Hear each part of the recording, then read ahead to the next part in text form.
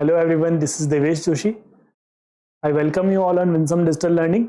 तो हम आज अपने क्लास 11th के चैप्टर 2 के origin and evolution of the अर्थ के एक्सरसाइज एंड सॉल्यूशन के बारे में बात करेंगे. अभी तक हमने चैप्टर को पढ़ा था. आई होप कि आपको चैप्टर के अंदर कोई प्रॉब्लम नहीं आई होगी. अब हम आज इसके सॉल्यूशन की बात करते हैं. First is multiple choice question है हमारे पास में. Which one of the following figure represent the age of the earth. देखिए एज ऑफ द अर्थ किसको कौन सा रिप्रेजेंट कर रहा है. 4.6 million years, 13.7 billion years, 4.6 billion years, 13.7 trillion years. देखिए बेसिकली ट्रिलियन ईयर्स वाला तो सीधा सीधा सा कुछ ऐसा आया ही नहीं था, चैप्टर हमने पढ़ा था, तो ये ऐसा कुछ ऑप्शन ऐसा सच बनता नहीं है. ठीक है, अर्थ के बारे में पूछ रहा है. देखो ना, अर्थ के बारे में पूछ रहा है. अगर हम यूनिवर्स की बात करें तो 13.7 बिलियन ईयर्स वाला ऑप्शन सही होता है.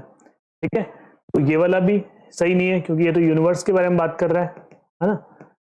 फिर अगर हम बात करें 4.6 मिलियन ईयर्स, तो 4.6 मिलियन ईयर्स का तो वैसे लिंक नहीं है क्योंकि 3.8 मिलियन ईयर्स से लेके 3.5 मिलियन ईयर्स के बीच में तो यूनिसेलुलर हमारे पास में चीजें आने लग गई थी, लाइफ होने लग गई थी तब तक. तो ये वाला भी पॉसिबल नहीं है. इसका मतलब 4.6 बिलियन ईयर्स वाला जो आंसर है वो हमारा करेक्ट है. तो ये क्या है, अर्थ का फॉर्मेशन या अर्थ का ओरिजिन जो है वो इस टाइम के आसपास हुआ था. ये जो टाइम है हमारे पास में अप्रोक्सीमेटली, है ना, इस टाइम पे अर्थ का ओरिजिन नहीं हुआ था. Okay, so let's move on to the next question. Yes, which one of the following is not related to the formation or modification of the present atmosphere? तो present atmosphere से कौन सा related नहीं है.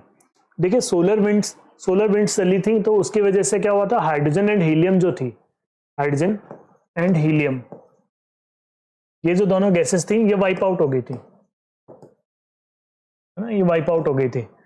Differentiation जो process था वो इससे रिलेटेड नहीं था. ठीक है, तो हमारा करेक्ट जो आंसर है ना, विच one of the following is not related. Not related मतलब डिफरेंशिएशन वाला प्रोसेस से रिलेटेड नहीं था. डी गैसिंग था. तो आपको पता है वोल्केनो से जो वोल्केनोज जो थे, वोल्केनोज से भी वाटर वेपर वगैरह निकलने लग गई थी, और जो वाटर वेपर का कंडेंसेशन होने लग गया था, बारिश होने लग गई थी. डिगैसिंग वो था. फोटोसिंथेसिस वो था कि जो आपके पास में प्लांट्स और थे उनके अंदर में उन्होंने कार्बन डाइऑक्साइड को अपने अंदर एब्जॉर्ब करना स्टार्ट कर दिया, वहां से ऑक्सीजन रिलीज करना शुरू कर दिया, अपना फूड वगैरह वो बना रहे थे, तो वो फोटोसिंथेसिस वाला प्रोसेस था. तो ये भी एटमॉस्फेयर से रिलेटेड फिनोमिना है, ये भी एटमॉस्फेयर से रिलेटेड है, ये भी एटमॉस्फेयर से रिलेटेड है. एक डिफरेंशिएशन एटमॉस्फेयर से रिलेटेड नहीं है. आप कमेंट करेंगे कि डिफरेंशिएशन फिनोमिना किससे रिलेटेड है. Yes, life on the earth appeared around how many years before the present. Life कितने टाइम पहले आई थी. अभी अभी मैंने आपको फर्स्ट क्वेश्चन के अंदर बताया था 3.8 million years ago. 3.8 to 3.5 million years का जो टाइम पीरियड था उसके दौरान लाइफ आई थी. ठीक है, 13.7 वाला तो ये यूनिवर्स का ओरिजिन वाला आ जाएगा, ये अर्थ का हो जाएगा, और 3.8 बिलियन वाला करेक्ट नहीं है. यस, फर्स्ट क्वेश्चन इज, अब हमारे पास में 30 वर्ड्स के अंदर जो क्वेश्चन का आंसर करना होता है, तो वो फर्स्ट क्वेश्चन हम देखते हैं. Yes, the first question is What is meant by the process of differentiation? तो अभी जो मैंने आपको कहा था डिफरेंशिएशन का, उसी के ऊपर आपका फर्स्ट क्वेश्चन आ गया है. The process by which earth forming material got separated into different layers is called differentiation. तो बेसिकली डिफरेंशिएशन किससे रिलेटेड है, अर्थ फॉर्मिंग मटेरियल का सेपरेट होना. ठीक है, तो जो आपके पास में मटेरियल था हाई डेंसिटी वाला, जो हाई डेंसिटी वाला मटेरियल था, हाई टेम्परेचर के साथ में अर्थ के अंदर अलग अलग लेयर्स पे वो सेपरेट होता गया, और सेपरेट होने के साथ वो कंडेंस हो गया. ठीक है, कंडेंस होने के साथ वो सॉलिडिफाई हो गया. तो उसकी वजह से अर्थ की अलग अलग हमारे पास में लेयर्स आ गई थी. हमने बात भी करी थी कौन कौन सी लेयर्स हमारे पास में आई थी. क्रस्ट आता है, मेंटल आता है, कोर आता है.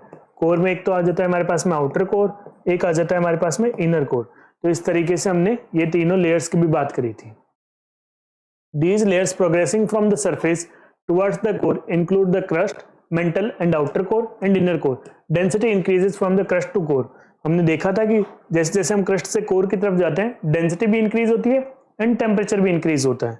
अगर आपको याद नहीं है तो हम इसका एक डायग्राम देख सकते हैं जो हमने पहले भी डिस्कस किया था. यस, तो ये डायग्राम था जिसके बारे में अभी हम बात कर रहे थे कि आप इसका एक छोटा सा ऐसा डायग्राम भी बना सकते हैं पिज्जा साइज की तरह की. ये कैसा है, इसके अंदर आप बना देंगे इसको कि ये क्रस्ट है, देन आप बना देंगे मेंटल है, देन आप बना देंगे आउटर कोर है, इनर कोर है. ये आप अपने एग्जाम में एक ऐसा डायग्राम भी बना सकते हैं. ठीक है, उस क्वेश्चन के लिए. तो आप इसको फिर से एक फटाफट से रिवीजन दे सकते हैं। Crust, mental, outer core, inner core था। 6378 किलोमीटर की अर्थ की पूरी डेप्थ होती है। नीचे तक आएंगे तो यहाँ पे डेंसिटी भी हमारे पास में इंक्रीज हो जाएगी, टेम्परेचर भी इंक्रीज हो जाएगा। Okay, yes, let's move on to the next question. What were the gases which initially formed the earth atmosphere? तो देखिए, जब भी अर्थ हमारे पास में स्टार्टिंग में बनी थी, हमें पता था कि वहां पे एटमॉस्फेयर में हाइड्रोजन एंड हीलियम यही सबसे प्रोमिनेंट गैसेस हैं। तो वो गैसेस यहाँ पे प्रेजेंट थी, उनके बारे में हम बता सकते हैं। The earth surface initially consisted predominantly of hydrogen and helium gases, ये हमने बता दिया। The early atmosphere rich in hydrogen and helium is believed to have been eroded due to the effects of intense solar winds. Solar winds आई थी, उन्होंने उनको wipe out कर दिया था। This phenomenon wasn't exclusive to earth, all terrestrial planets likely experience the loss of their original atmosphere due to the solar winds। हुआ क्या था कि जैसे ही वहां पे सोलर विंड्स चली थी तो हाइड्रोजन और हीलियम वहां से वाइप आउट हो गए थे। ये सिर्फ और सिर्फ अर्थ के केस में नहीं हुआ था, जितने भी टेरेस्ट्रियल प्लैनेट्स हैं सबके केस में यही चीज हुई थी।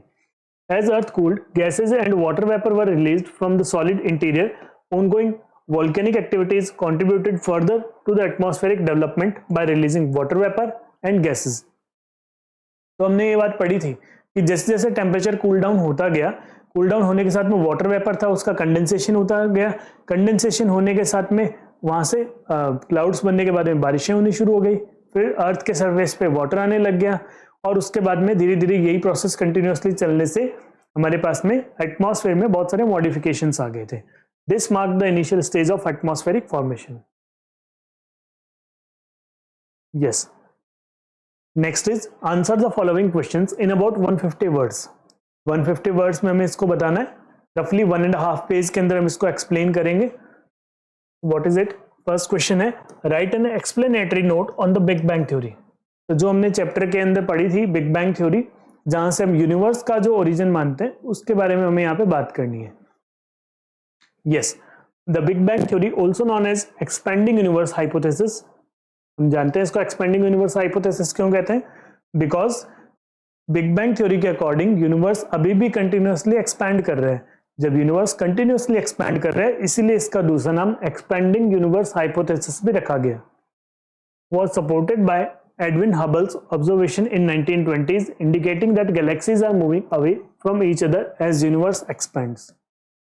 Okay, about the Big Bang theory, this theory states that all matter in the universe was once concentrated in an infinitesimally small, dense, tiny ball before a violent explosion leading to a vast expansion।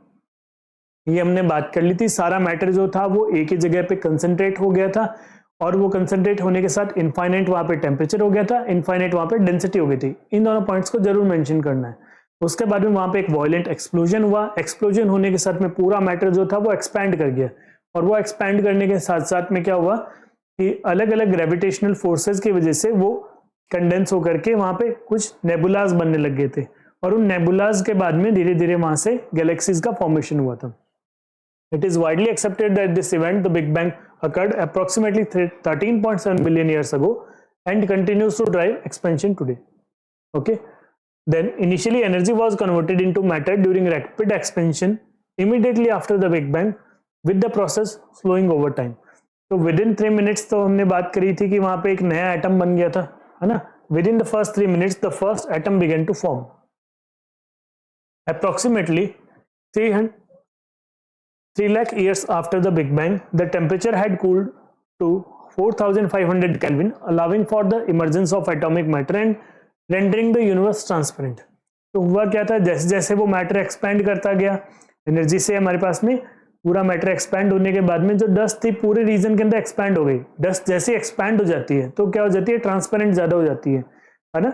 जब तक dust expand नहीं होती है वहां पे हमें OPEC सा दिखता है, लेकिन डस्ट एक्सपैंड होने से ट्रांसपेरेंसी ज्यादा आ जाती है। The expansion of the universe entails an increase in the space between galaxies। Space बढ़ता गया। This concept contrasts with the Hoyle's। होले ने क्या कहा था, स्टेडी स्टेट थ्योरी जो दी थी, उन्होंने कहा था कि जो 2 पॉइंट्स है, जो गैलेक्सीज के बीच में जो डिस्टेंस है वो कांस्टेंट रहती है। वो कांस्टेंट नहीं रहती है, वो एक्सपैंड करती रहती है। वो भी साइंटिफिक जो एक्सपेरिमेंट है उनसे सपोर्ट हो चुकी है, उनसे प्रूव हो चुकी है। ओके, तो ये हमारे पास में इसका बिग बैंग थ्योरी के जो हमने तीनों पॉइंट थे वो मेंशन कर दिए। आप चाहें तो उस डायग्राम को भी बना सकते हैं यहाँ पे कि इस तरीके से,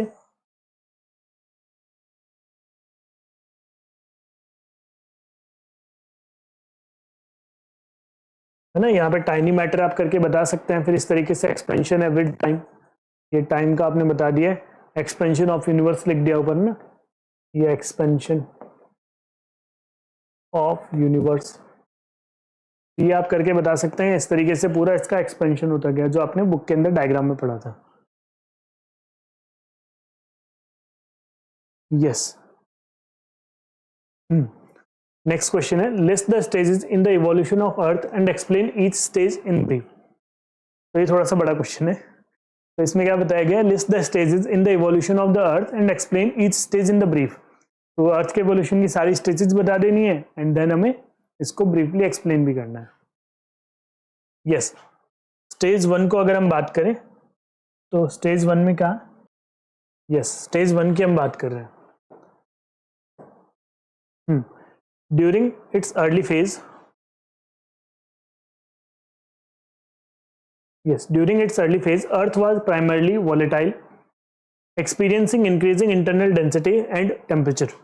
बेसिकली क्या था, जब अर्थ का फॉर्मेशन हुआ नेबुला से, जब हमारे पास में हमें पता है कि अर्थ के फॉर्मेशन हुए धीरे धीरे करते हुए, तो तब हुआ क्या था कि टेम्परेचर बहुत ज़्यादा हाई था, टेम्परेचर धीरे धीरे जाकर के कूल डाउन हुआ, तो उस टाइम पे टेम्परेचर और डेंसिटी बहुत ज़्यादा वॉलेटाइल थी। This led to the segregation of material based on the densities. तो जो सिमिलर डेंसिटी के, हैवी डेंसिटी के मटेरियल थे वो कोर के अंदर चले गए और जो लाइटर डेंसिटी के थे वो क्रस्ट पे रह गए, है ना। इस तरीके से एक लेयर्स बनती गई जिसको हमने डिफरेंशिएशन प्रोसेस कहा था। Heavier elements such as iron migrated toward the planet's core while lighter material moved towards the surface. Over time, Earth cooled and contracted, solidification occurred, resulting in the formation of the crust. ठीक है, तो आप इसके अंदर सीधा सीधा पहला point ये बता सकते हैं कि सेग्रीगेशन होने लग गया था। सेग्रीगेशन किस बेसिस पे हुआ था, डेंसिटी के बेसिस पे, है ना। देन आप बता सकते हैं वहां पे क्रस्ट से फॉर्मेशन से रिलेटेड। देन आप बता सकते हैं कि भाई मून का जो फॉर्मेशन हुआ था, बेसिकली ये अब सिलेबस से हमारे रिमूव हो चुका है, बट मैंने इसको इंक्लूड किया है सो दैट कि मैं आपको थोड़ा सा एक्स्ट्रा कुछ बता सकूं। आप इसको चाहें तो ना मेंशन करें, है ना। फॉर्मेशन ऑफ द मून वाला ये जो सेक्शन है उसको आप ना मेंशन करें। बेसिकली हुआ क्या था, एस्टेरॉइड का आकर के यहाँ पे टकराना, उसके बाद से मून का फॉर्मेशन करना, ऐसी एक थ्योरी है। तो उसके अकॉर्डिंग ऐसा कुछ एक कोलिजन हुआ था। कोलिजन होने के बाद में अर्थ का टेम्परेचर एक बार फिर से बढ़ गया था, ये जो टेम्परेचर था फिर से राइज कर गया था और मून का एक नया पार्ट हमारे पास में आ गया था, है ना। यस, सेकंड स्टेज की बात करें, in the initial atmosphere. Initial atmosphere के अंदर आप हाइड्रोजन एंड हीलियम का बताएंगे, ये थी यहाँ पे। उसके बाद में क्या हुआ था कि सोलर विंड्स के साथ में वो वाइप आउट हो गई। सोलर विंड्स के साथ वाइप आउट होने के बाद में अर्थ जैसे जैसे कूल होती जा रही थी, कूल होने के साथ साथ क्या था, वाटर वेपर का जो थोड़ा थोड़ा कंडेंसेशन होने लग गया, और कंडेंसेशन होकर के उसके बाद में क्लाउड्स बनने लग गए, क्लाउड्स के बाद में बारिश होने लग गई, और उसकी वजह से हमारे पास में नई नई गैसेज जो थी प्रेजेंट एटमॉस्फेयर को बनने में हेल्प करती हैं। तो तब क्या था, उस टाइम पे water vapour, nitrogen, carbon dioxide, methane, ammonia और कुछ ऑक्सीजन थी। The release of gases from the interior known as degassing played a crucial role in this process. Degassing के थ्रू क्या हुआ, धीरे धीरे यहाँ पे नई नई गैसेज जो थी वो पूरे अर्थ के अंदर से निकलने लग गई। कैसे, वोल्केनिक इरप्शन के through. Condensation of water vapour occurred as earth cooled with carbon dioxide dissolving in rain water, further cooling the atmosphere and precipitating more rain. Accumulation of rainwater, depressions eventually formed oceans. देखिए हुआ क्या था कि जैसे जैसे water vapour वगैरह ये सब एक साथ आने लग गई, बारिश होने लग गई और टेम्परेचर डाउन हुआ, देन ये प्रोसेस कंटिन्यूसली चलता रहा। जो रेन वाटर यहाँ पे आया था, अर्थ के अंदर जितना डिप्रेशन था, डिप्रेशन वाले सेक्शंस में ओशन बन गए। तो ये अर्थ का सरफेस यहाँ थोड़ा डिप्रेशन वाला पोर्शन था, उसके बाद में फिर सरफेस आ रहा है नहीं आ रहा है, इस पूरे के अंदर वाटर एक्यूमुलेट हो जाएगा, ये क्या बन जाएगा, ओशन बन जाएगा। इस तरीके से ओशन का फॉर्मेशन हो गया। ये जो पूरा था हमारे पास में सरफेस रह गया, डिप्रेशन वाला रीजन था, वहां पे ओशन बन गया वाटर एक्यूमुलेशन से, ठीक है। और इसी तरीके से फोटोसिंथेसिस भी होता रहा और ऑक्सीजन बढ़ती रही।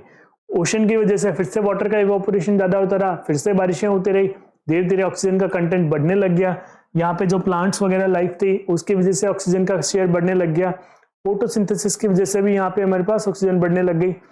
Then stage 3, the final phase of earth evolution pertains to the origin and development of life, ठीक है। डेवलपमेंट ऑफ लाइफ से रिलेटेड है। Life likely originated through the chemical reaction that produced complex organic molecules capable of self-replication, transitioning inert matter and into living substances. Basically क्या reason बताया जाता है कि chemical reaction थी जिसकी वजह से ऐसा हुआ होगा. सिंगल सेलुलर चीजें बनी थी, जैसे ब्लू एल्गी वगैरह बनी थी.